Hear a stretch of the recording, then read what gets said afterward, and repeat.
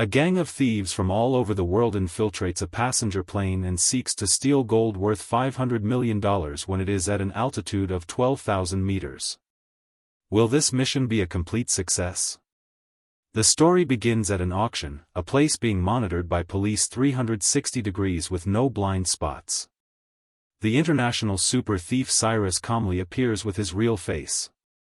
The police are extremely surprised by his audacious behavior and simultaneously raise their guard even further. Immediately after, Cyrus bids on and wins an NFT item for $20 million. When the staff declares the transaction successful, Cyrus immediately uses his earpiece to order his accomplices to act. At the same moment the staff strikes the gavel to close the deal, the alarm suddenly rings at the auction. As for the female agent, she has always been watching Cyrus closely. Seeing that he finally made a move, she immediately notifies the auction staff to lock down the entire building. But by this time, Cyrus had already taken the artist who owned the NFT out of the scene. Just then, the female agent suddenly realizes that if Cyrus wanted to steal the NFT, the best way was to kidnap the artist. Realizing this was a smokescreen by Cyrus, she hurriedly requests to send boats to the harbor to intercept, but Cyrus is unwavering. He tells his teammate Misan to start executing the plan.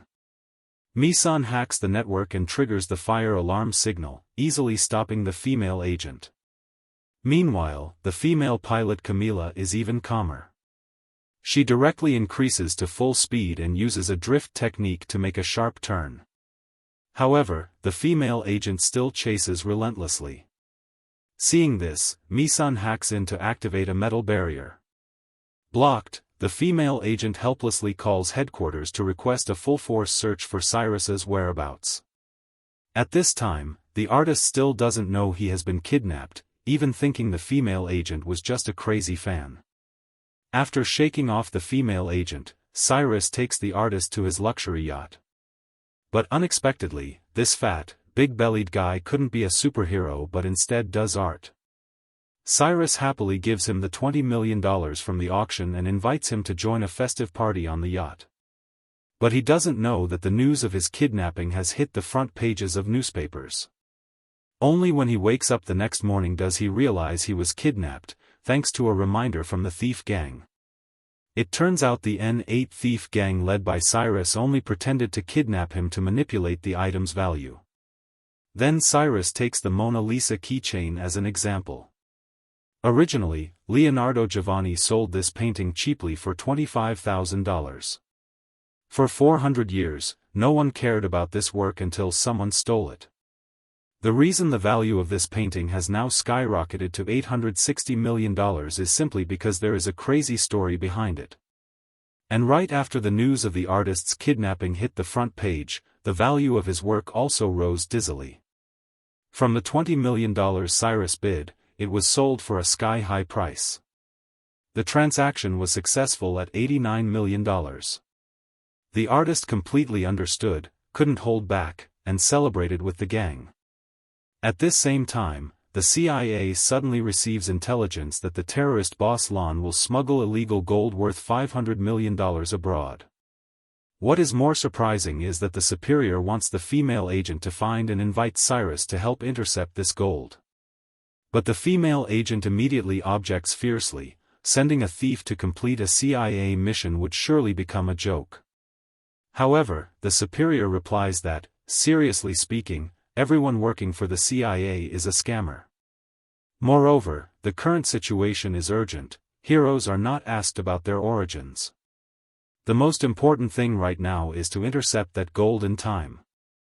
But the female agent still feels Cyrus is unreliable because the two of them once had a not-so-good memory in the past. However, in this moment, she cannot think of a better way. In a reluctant situation, the female agent has to grit her teeth and go beg Cyrus to cooperate. The female agent dated Cyrus for a week before she knew his real identity, and this became her biggest obsession. But thanks to that, she understands the team's weakness quite well. Because they are wanted, the whole group has no chance to meet their relatives, and now they bear the crime of stealing a famous painting and kidnapping an artist. They need to act with extreme caution. The female agent imposes a condition: after this operation is successful, all the team's past wrongdoings will be wiped clean. Cyrus is naturally moved. However, he has also heard rumors about Lon's fearsomeness. To prevent any mishaps, Cyrus demands that the female agent also participate in the mission. Because by doing so, they will stand on the same battle line as the CIA. If Lon seeks revenge, the CIA certainly cannot remain uninvolved. To complete the mission, the female agent is forced to accept his request. The next day, the team members hear the news and think Cyrus has gone crazy. The female agent is CIA. Who knows if this is a trap? Moreover, the most important thing is that even if the robbery is successful, the gold must ultimately be handed over to the CIA. But Cyrus says that everyone has vulnerabilities in the hands of the female agent. If they don't follow through, they will all go to prison. So, reluctantly, they can only accept this hot potato. Then, the female agent begins to introduce the operation.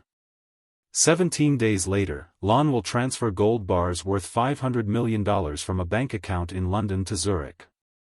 The gold bars will be contained in a square wooden crate with 1.22 m sides, with a total weight of 10 tons.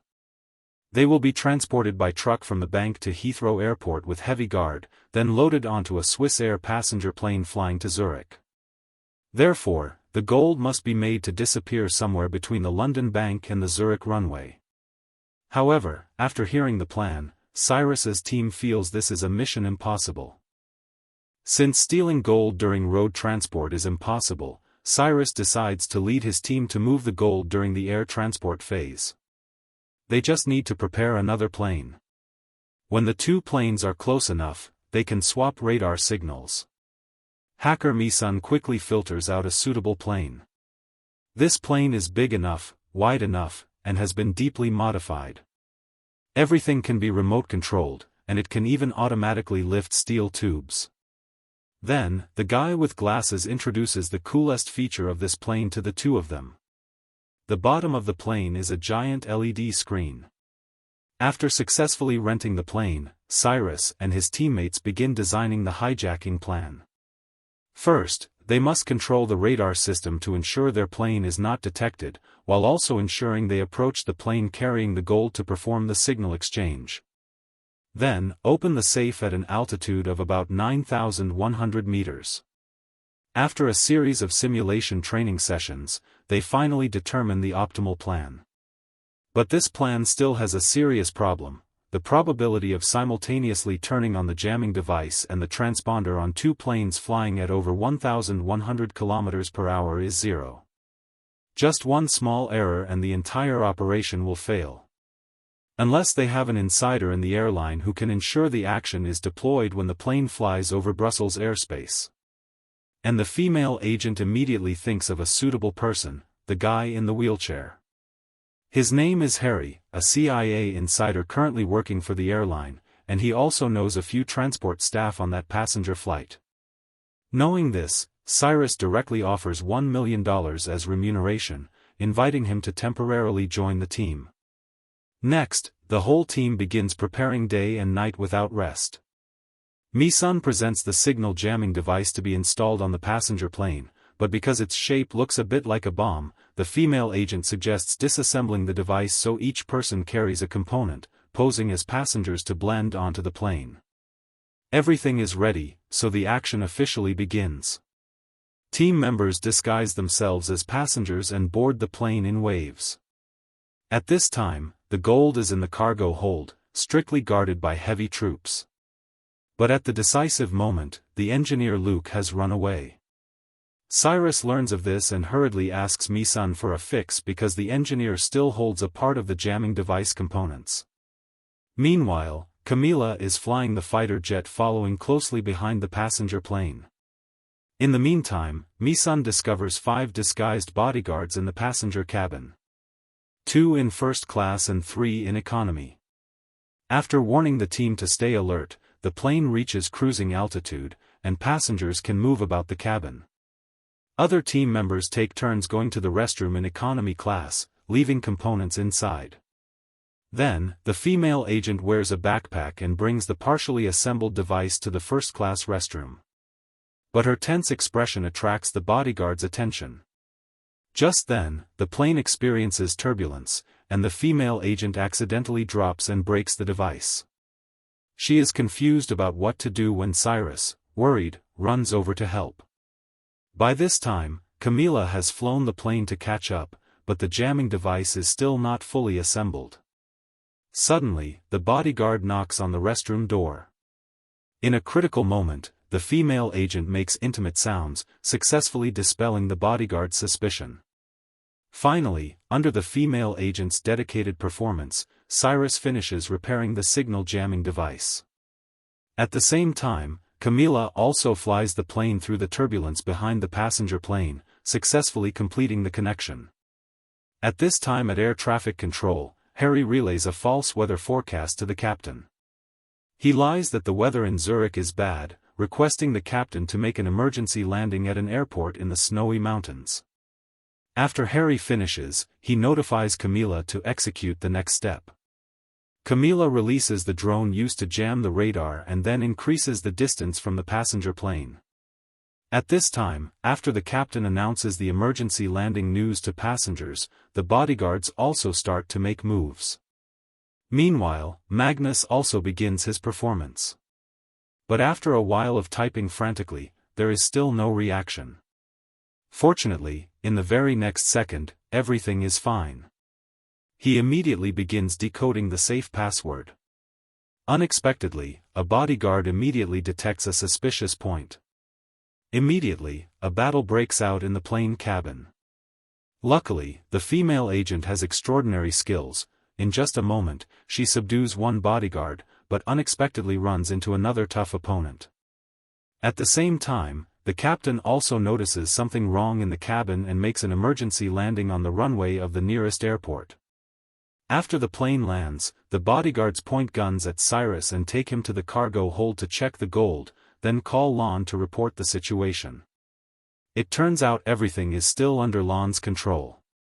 However, the bodyguard reports that the plane made an emergency landing at an airport in the Alps, but luckily these robbers provided them with a backup fighter jet.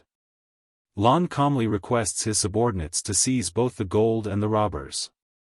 Then the bodyguards escort the three people off the passenger plane.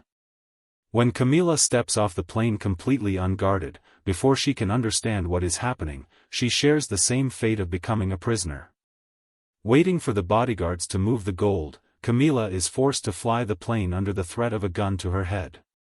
At this time, the CIA superior waiting for news also realizes that the female agent and her team's operation has encountered an incident and hurriedly orders people to trace the tracks. After the plane slowly takes off, Camila sends a signal. Cyrus immediately understands and tells the female agent next to him to buckle her seatbelt. The next second, the bodyguards without seatbelts are thrown to the floor. The lead bodyguard tries to stand upright and questions Camila about why the plane is shaking. She hurriedly explains it is because the gold is too heavy. It turns out Camila did this to shake off the stealth material layer on the outside of the plane so that the CIA could detect them on radar. And the CIA, after detecting the plane, immediately sends two F-35s to support. But at this time, a subordinate reminds the superior that they have absolutely no concrete evidence to intervene in Lon's operation.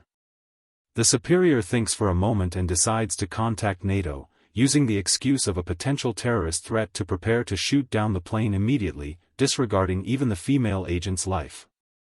However, the bodyguard still thinks this is just a threat.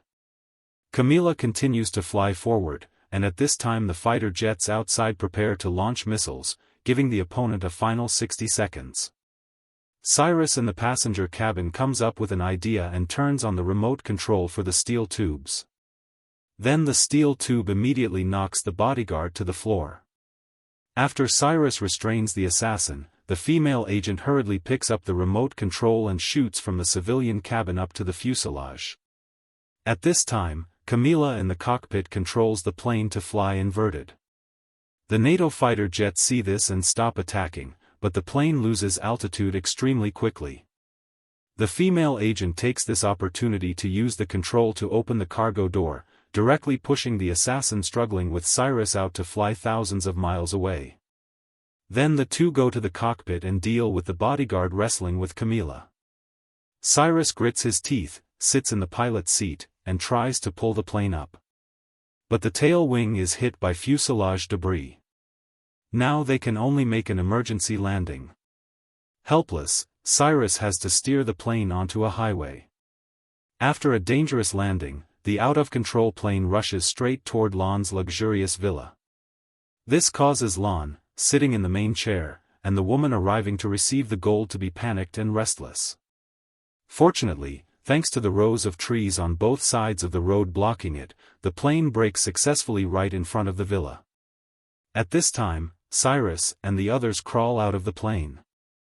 10 tons of gold also spill all over the ground. The woman prepares to count the goods when she receives a message that there is a mole, so stop the transaction. Knowing there is a cop among the three of them, the woman prepares to break the contract. Lon is cold-blooded, speaks little but does much. He fires 2 shots, sending the woman straight away.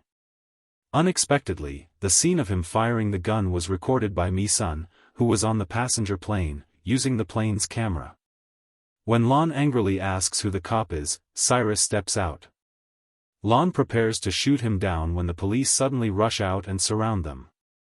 Lon hurriedly accuses Cyrus and his teammates of trespassing on private property. Seeing the situation change suddenly, Cyrus hurriedly explains to the police everything that just happened. On the fuselage of the plane, the evidence of Lon killing the person is also projected. This time, he can only bow his head and admit guilt. The CIA people also arrive right after. Cyrus sees this and prepares to board a boat with Camila to leave. When the female agent asks the superior if he ordered NATO to attack their plane, since she already has the answer in her heart, she angrily punches the superior and throws away her police badge, resigning. Then she steps onto Cyrus's boat. At the end of the story, after Cyrus expresses his deep feelings for the female agent, on the way to take her to reunite with his team, he frankly tells her everything. Cyrus confesses to the female agent that they stole the gold, which surprises her. He explains the rest of the plan. When recruiting Harry in Brussels, Magnus replaced the real gold with hundreds of iron bars dipped in gold paint and then transported them via the Swiss Air cargo plane. While everyone was distracted on the plane, Magnus waited for the plane to approach and swapped the crates. After that, they just needed to guide the real gold out the door. And Luke, who earlier seemed to have retreated, was actually arranged by Cyrus for an important job. His mission was to ensure the real gold landed safely. As for what the CIA received, it was just a pile of scrap metal, gaining nothing. Hearing this, the female agent couldn't help but laugh out loud. It turns out from the beginning their team did not trust the CIA. Their plan from the start was to steal the gold. After reuniting with the team, they hug each other and express their longing. Then, under Cyrus's encouragement, the female agent presses the remote control button. 10 tons of gold worth $500 million slowly rise from the water. At this moment, the female agent feels extremely refreshed in her heart, unable to help but sigh about the miserable days she once went through. From now on, she has completely joined this team. Lift is a purely entertaining work that makes the most of the appeal of an aerial heist setting to create dramatic action sequences and satisfying digital techniques. However, the film sacrifices logic and character depth to serve the speed and coolness of the mission. The film portrays the shift in the theft industry from complex traditional jobs to high-tech confrontations, where intelligence and the ability to manipulate networks are valued above violence. The deepest appeal lies in the rebellious spirit of Cyrus's team. They not only steal money but also manipulate both the CIA public authority system and the NFT art market. It poses a gentle question about the fragile boundary between criminal espionage and the art of unorthodox money-making. In short, it is a smooth, fast, visually attractive steel-wrapped candy, but only lightly touches the surface of character complexity and morality. The value of a movie lies in its reputation, while the value of a movie review lies in the feeling. The story ends here today. Thank you for watching. How do you find this movie? Please comment below.